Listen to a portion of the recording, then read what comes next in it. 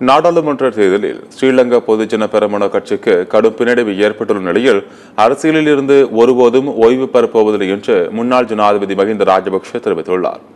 நடைபெற்று முடிந்த இலங்கை நாடாளுமன்ற தேர்தலில் அனுரகுமார திசாநாயக்கவின் தேசிய மக்கள் சக்தி 159 இடங்களை கைப்பற்றி சாதனை படைத்தது.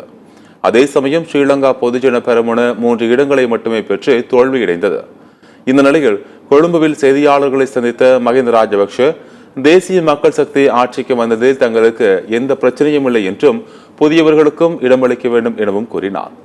புதிய அரசாங்கம் ஆட்சி அமைத்தாலும் முந்தைய ஆட்சி காலத்தில் கொண்டுவரப்பட்ட வளர்ச்சி திட்டங்கள் தொடர்ந்து செயல்படுத்தப்படும் என நம்புவதாகவும் கூறினார்.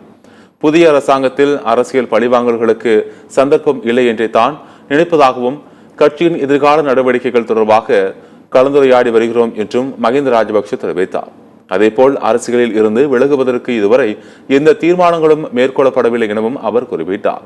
இந்த நிலையில் கொழும்புவில் நடைபெற்ற நிகழ்ச்சிகள் பொதுஜன பெரமுனவின் தேசிய பட்டியலில் உறுப்பினராக நமல் ராஜபக்ச தேர்வு செய்யப்பட்டுள்ளதாக ஸ்ரீலங்கா பொதுஜன பெரமுனவின் பொதுச் செயலாளர் சகாரகாரிய வசம் தெரிவித்துள்ளார்.